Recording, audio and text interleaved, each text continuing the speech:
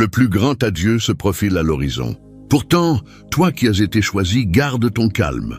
Les cieux sont en effervescence. Le calme qui enveloppait jadis ton âme commence à se dissiper. Car l'heure est arrivée, où ce qui restait enfoui depuis longtemps va enfin émerger à la lumière. Tu as perçu cette transformation, n'est-ce pas? Cette angoisse diffuse, ce malaise au fond de toi que tu peinais à définir. Ce n'était pas une illusion. Tu étais en pleine préparation. Le sacré a pris la parole. Et désormais, tu es invité à prêter l'oreille. Une séparation approche. Pas une séparation ordinaire, mais celle qui va signer un moment décisif dans ton parcours. Une personne qui occupait une place importante auprès de toi. Peut-être quelqu'un que tu as chéri intensément, en qui tu plaçais une confiance absolue, ou à qui tu as offert sans mesure, est en train d'être doucement écarté de ton existence. Ce retrait n'est pas fortuit. Il ne constitue pas un châtiment. Il répond à une intention précise, car tout à son moment, chaque événement a sa période sous le ciel. Un moment pour conserver, un moment pour laisser aller. Ecclésiaste 3:6. Toi qui as été choisi. Ton cœur n'est peut-être pas encore prêt, mais ton esprit l'est pleinement. Celui qui t'a modelé dans l'intimité connaît la gravité de cet instant. Cette rupture n'a pas été décidée pour te détruire, mais pour te sculpter. Elle peut donner l'impression d'une dépossession, mais aux yeux du ciel, elle représente une délivrance. Tu m'as aimé avec générosité. Tu as nourri des espoirs avec courage. Tu as offert bien plus que ce que l'on imagine. Mais il arrive un stade où la route future t'exige de voyager plus légèrement, débarrassé de ce qui ne peut plus évoluer à tes côtés, que cette certitude te serve de point d'ancrage. Lorsque des individus s'éloignent, Dieu demeure présent. Et ce qu'il retire, il le compense par une sérénité plus vaste, une allégresse plus profonde et des liens qui portent l'empreinte de son essence. Alors, en cette étape de mutation sacrée, je t'encourage à manifester ton accord. Écris « Amen » dans les commentaires si tu reconnais que cette parole te concerne. Si ton âme vibre, si tu pressens que ce message provient du ciel, exprime-le haut et fort. Que cela devienne ton engagement. Je suis disposé. Je m'en remets au trajet que Dieu trace pour moi. Et accompagne-moi jusqu'au bout. Car nous terminerons par une invocation qui fortifiera ton cœur et t'apportera la paix pour les temps à venir. Le chapitre suivant n'est pas un vide. Il est chargé de sainteté. Tu t'en es rendu compte, n'est-ce pas? Ce calme qui s'éternise outre mesure. Cette modification dans leur regard, cette présence qui ne procure plus le sentiment d'un refuge. Tu as tenté des approches pour ne rencontrer que froideur là où régnait jadis la tendresse. Les indices ont chuchoté autour de toi. Pourtant, tu t'es persuadé que ce n'était rien. Une simple crise passagère, une phase transitoire. Tu as inventé des justifications, atténué les contours, détourné le regard de ce qui se déroulait déjà. Mais voici venu le temps. Le rideau se soulève. La réalité émerge comme l'aurore. Cette personne s'apprête à s'éloigner. Mais toi qui as été choisi, garde espoir. Ce qui paraît comme un abandon constitue souvent une émancipation venue d'en haut. La séparation imminente n'est pas une sanction. Elle se présente comme une bénédiction camouflée. Une porte qui se referme certes, mais uniquement pour qu'une autre, infiniment plus vaste, puisse s'entr'ouvrir. Le Très-Haut a observé chaque seconde, chaque fois où tu as persisté alors qu'il aurait été plus simple de renoncer. Chaque fois où tu as prodigué un amour non récompensé avec la même intensité. Ces nuits où tes larmes ont mouillé l'oreiller sans que quiconque ne s'en doute. Il t'a vu patienter, conserver l'espérance, implorer pour que le lien retrouve sa vitalité d'antan. Et cependant, la réponse céleste est parvenue. Cela n'était jamais conçu pour durer indéfiniment. Certaines présences sont destinées à un seul acte, non à toute la pièce. Elles apparaissent pour instruire, modeler, éveiller une part de toi. Mais une fois leur mission achevée, elles doivent s'effacer. Et ce que tu percevais comme une fracture marque en réalité l'amorce d'une renaissance. Voici que je fais quelque chose de neuf. Cela pointe déjà. Ne le distinguez-vous pas? Ésaïe 43, 19. Néanmoins, la souffrance est authentique. Il est ardu de renoncer à ce qui t'a autrefois comblé de bonheur. Mais le tourment que tu ressens ne découle pas d'une privation imposée par Dieu, Il naît de ton effort pour conserver ce qu'ils te suggéraient doucement de libérer. Ils ont arrêté leur choix. Les échanges ont déjà eu lieu à l'abri des regards. Tu as été le dernier informé non par indignité, mais parce que ton cœur est sensible et qu'il redoutait son émoi. Pourtant, le Seigneur n'abandonne pas ses élus dans l'ombre. Ce qui était dissimulé est désormais exposé. Et même si la vérité peut blesser, elle arrive pour t'affranchir. Ne poursuis pas ce qui s'écarte. Ne quémande pas un attachement qui ne te discerne plus.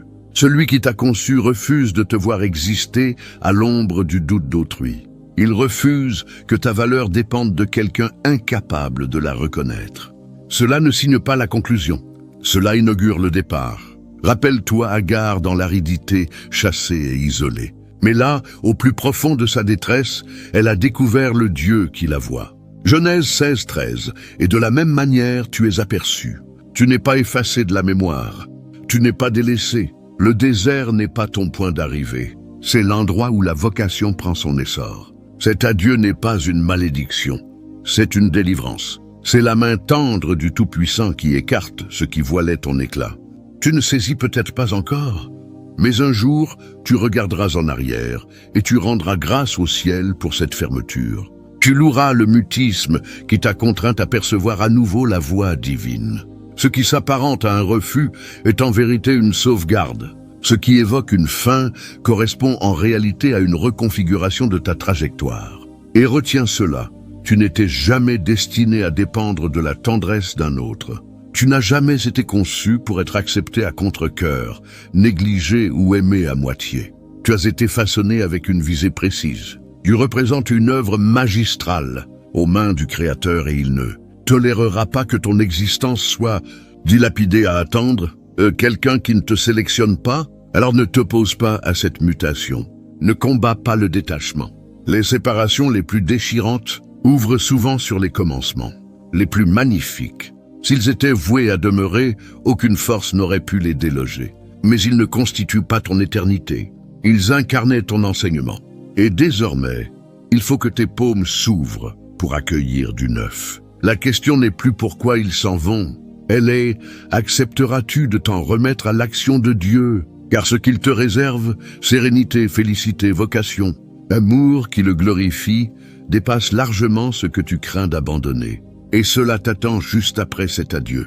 Comprends bien ceci, toi qui as été choisi. Lorsque le Très-Haut dévoile qu'une séparation pointe, il ne le fait pas pour te désorienter ou te plonger dans la peine. Il énonce la vérité pour réveiller, non pour submerger. Toute révélation sacrée implique une charge. Et à présent, tes prochaines décisions importent plus que tu ne l'estimes. Car c'est ici que s'initie ta restauration et que s'esquisse en douceur la suite de ton trajet. Le premier geste consiste à cesser de traquer des explications auprès de celui qui s'efface. Ne quête pas de conclusion dans ses propos. N'espère pas qu'il clarifie ce qu'il n'a jamais osé exprimer. Ce mutisme que tu évites pourrait bien être la clémence divine qui préserve ton cœur de nouvelles blessures. Reste en paix devant l'Éternel et espère en lui. Psaume 37, 7. Car parfois la sérénité émerge non de leur justification, mais de ton lâcher-prise. Cesse de raviver la blessure qu'il s'efforce de cicatriser. Quand tes réflexions tournent en rond, quand tu parcours d'anciennes images, relis d'anciens échanges, revis chaque dialogue. Tu te fixes à un épisode que le ciel a déjà clos. Autorise plutôt le calme à devenir saint. Permets au silence d'être un havre, non une condamnation. Ensuite, veille sur ton univers émotionnel. Note ce qui ravive la souffrance. Un air musical, une odeur, une habitude. Ce ne sont pas de simples souvenirs anodins, ce sont des accès ouverts, referme-les avec douceur mais résolution. Cela n'équivaut pas à une indifférence affective. C'est une sagesse spirituelle. Tu ne peux avancer vers le neuf si ton cœur est sans cesse ramené vers l'ancien. Réoriente ton regard avec détermination. Une séparation laisse toujours un vide affectif. Et si ce vide n'est pas comblé par une vocation, il le sera par la souffrance. Débute modestement. Inscris une vérité dans un carnet. Entreprends une marche tranquille sans appareil. Ouvre les textes sacrés et absorbe au moins un verset qui te stabilise. Ils pansent les cœurs brisés et soignent leurs plaies. Psaume 147, 3. Ces gestes ne sont pas futiles. Ils représentent une restauration spirituelle en action et, progressivement, ils forment ton socle. Une autre réalité à intégrer. Tu n'es redevable d'aucune justification pour ta restauration. Les autres peuvent t'interroger, présumer, certains mécomprendront. Qu'il en soit ainsi. Celui qui t'a guidé dans cette mutation protège également ta renommée. Souviens-toi de Jésus qui, trahi et déserté, resta muet face à ses accusateurs. Il ne se justifia pas. Il se remit au Père. Fais de même. Et oui, accorde le pardon. Non parce que l'acte est aisé à effacer, mais parce que conserver la rancune te rive à un endroit que Dieu souhaite t'extraire. Le pardon n'est pas fragilité. C'est la plus haute expression de liberté. Et il arrive que tu doives pardonner plusieurs fois la même personne. C'est acceptable. Ta restauration avance par strates. Déclare la vitalité sur l'avenir. Tes paroles ne sont pas de simples idées vocalisées. Elles sont des graines. Quand tu t'entends penser « peut-être n'étais-je pas suffisant », interromps-toi. Substitue par « Dieu m'oriente vers ce qui m'est réservé ». Que ton monologue intérieur reflète la vision céleste de toi. La mort et la vie sont au pouvoir de la langue. Proverbe 18-21. Prononce uniquement ce qui génère la vie. Ce n'est pas l'instant pour te lancer dans de nouveaux liens. Ce n'est pas une période de substitution. C'est une période de renouvellement. Retrouve ton âme propre, les passions que tu chérissais avant que ton cœur ne se mêle. Récupère les aspirations que tu avais remisées. Réexamine les projets que tu avais écartés. Tu ne recommences pas à zéro. Tu te rappelles ton identité d'avant la fracture. Enfin, fie-toi au rythme de ce qui suit. L'épanouissement le plus sain survient souvent dans le repos. Après une séparation, surgit un intervalle, une pause bénie. Ne te hâte pas à le combler. Demeure-y, laisse l'inconfort t'instruire. Laisse Dieu te rejoindre là. Ce repos n'est pas creux. Il est gorgé d'intention. C'est ici que la lucidité s'enracine. C'est ici que la robustesse se forge. C'est ici que ton intuition s'affine pour l'avenir. Toi qui as été choisi, retiens cela. Ton adhésion aux petits gestes journaliers convertit le chagrin en vigueur. Détache-toi avec élégance. Progresse avec une assurance discrète. Et sache que celui qui a entamé en toi une œuvre vertueuse la conduira à son terme. Philippiens 1:6, rien n'est perdu. Pas même cela. Il n'en a pas terminé avec toi, loin s'en faut. Ce qui t'attend surpasse ce qui reste derrière. Non seulement en bien-être, mais en mission. Ce que le Très-Haut te prépare n'est pas simplement supérieur à ce que tu délaises. C'est ce pourquoi tu as été conçu dès l'origine. Une métamorphose sainte s'opère en ce moment même. Et bien que ton cœur reste encore enlacé à la présence de quelqu'un qui s'estompe, le ciel n'est pas surpris. Tu n'es pas délaissé, tu es réorienté. Permets-leur de s'en aller. Permets-leur de prendre congé. Laisse les dialogues sans suite. Laisse la porte se clore avec douceur derrière eux. Et ce faisant, dirige ton regard vers l'avant. Non parce que la souffrance s'est envolée, mais parce qu'un espace consacré t'attend. Et tu ne peux y pénétrer en regardant en arrière. Tu ne te sens peut-être pas préparé. C'est compréhensible. Gédéon non plus ne se sentait pas prêt quand Dieu l'a nommé guerrier valeureux, alors qu'il battait le blé dans la crainte, dissimulé dans un pressoir. Juge 6. Mais le Seigneur ne s'exprime pas selon tes conditions actuelles. Il s'exprime selon ta vocation.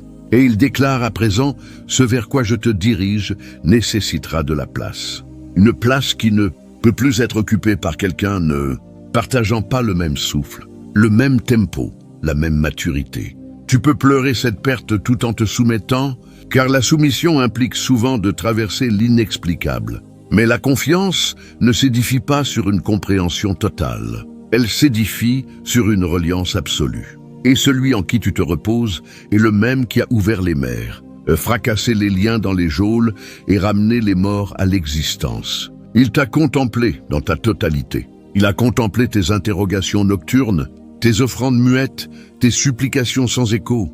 Il a vu combien tu te cramponnais à celui que tu chérissais, convaincu qu'il appartenait à la promesse. Mais parfois la promesse réside non dans celui qui persiste, mais dans celui qui s'efface. Et bien que cette réalité soit pesante, elle n'est pas dépourvue de réconfort. Quand Samuel pleurait Saül, celui qu'il avait oint et qui s'était détourné du cœur divin, il versa des larmes. Il s'interrogea. Mais alors le Seigneur vint et demanda, « Combien de temps pleureras-tu, Saül, puisque moi je l'ai écarté?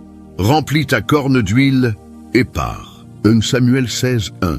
Cette même voix résonne aujourd'hui. non pour hâter tes sentiments, mais pour réorienter ton huile, ton onction, ton énergie, ton affection vers ce qui t'est réellement assigné. Tous ceux que tu tiens chers ne sont pas appelés à t'accompagner éternellement. Certains ne parcourent qu'un segment pour te modeler, te purifier, ou te renvoyer les aspects de toi que tu as transcendés. Et quand leur tâche est remplie, leur ombre s'atténue. Pas toujours par méchanceté, mais par ordonnance divine. Tu peux te questionner sur le timing. Pourquoi Dieu autorise-t-il ce basculement maintenant avec cette personne, ce lien? Pourquoi dessert-il ce qui paraissait si solidement implanté? La réponse n'est pas dure, elle est clémente. La vérité est que certaines racines s'élargissent en surface, mais manquent de profondeur. Certaines attaches deviennent habituelles, mais stériles. Et le jardinier, celui qui émonde pour favoriser l'éclosion, c'est quand une branche doit être sectionnée non pour ruiner l'arbre, mais pour sauvegarder le fruit. Oui, tu peux ressentir comme si tout était arraché, mais ce n'est pas anéantissement. C'est mise en condition, comme Joseph emprisonné avant le trône, comme Ruth glanante avant le Rédempteur, comme Paul ballotté avant le rivage. À maintes reprises, les Écritures illustrent que ce qui semble retard ou échec constitue souvent le dégagement vers la vocation. Dieu ne te châtie pas en laissant quelqu'un s'éloigner. Il te protège. Il préserve l'espace où un plus grand déploiement va surgir. Un déploiement que tu n'aurais pas pu accueillir pleinement en continuant à serrer ce qui avait déjà accompli sa fonction. Tu peux te sentir délaissé, mais le ciel te perçoit comme élevé. Tu peux croire tout perdre, mais en réalité tu te récupères. Et dans cette récupération, tu découvriras que tu n'as jamais été aussi solitaire, aussi oublié, aussi déserté que tu le redoutais, car l'Éternel ton Dieu marche avec toi. Il ne te quittera jamais ni ne t'abandonnera. Deutéronome 31, 6. Sa proximité ne franchit pas le seuil avec celui qui part. Ses projets ne s'annulent pas parce que ton lien s'est rompu. Ses engagements ne s'effacent pas parce que ton cœur est meurtri. Que cette certitude te stabilise à présent. Certaines issues se bouchent, non par ton insuffisance, mais par la fidélité divine. Car il ne souffrira pas que tu continues à livrer ton âme à ce qui n'honore plus la vocation sur ta vie. Alors inspire, non parce que c'est aisé, mais parce que tu es toujours là, toujours debout, toujours chéri, toujours conduit. Et comme il a veillé sur toi dans le silence, il t'accompagne vers la suite. Cette séparation n'est pas l'épilogue de ton récit, c'est le changement de page. Et ce qui suit n'est pas un néant. C'est une invitation à davantage de calme, de lucidité, de complétude, de l'existence que tu étais destiné à embrasser. Et cette existence continue de s'écrire, toi qui as été choisi, et elle est bénie. Ce que tu ne discernes peut-être pas encore, toi qui as été choisi, c'est que cette séparation, ce chemin qui se divise, ne porte pas seulement sur quelqu'un qui quitte ton univers. Elle concerne aussi toi, cette facette de toi qui est tranquillement mise en repos. Avant tout changement extérieur, une évolution intérieure a commencé à s'opérer discrètement, imperceptiblement. Un lent pivot de l'âme. Ce qui paraissait tolérable est devenu pesant. Ce que tu acceptais sans réfléchir a commencé à alourdir ton cœur. Tu t'es senti épuisé dans des échanges qui te revigoraient jadis. Tu as pris conscience combien tu retenais ton souffle pour préserver l'harmonie. Combien tu te justifiais pour n'être compris qu'à demi. À présent, bien-aimé choisi, inspire profondément. Où que tu sois, que ton cœur soit alourdi ou ton âme agitée, cet instant est dédié. Unissons-nous dans la présence du Très-Haut, en totale reddition, en totale confiance et en totale attente de sa proximité. Prions.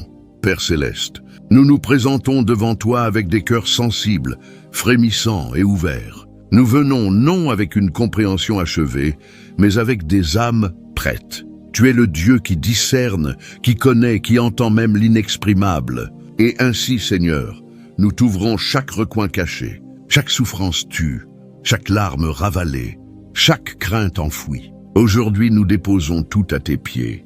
Père, tu as énoncé une parole austère mais sacrée. Une séparation arrive.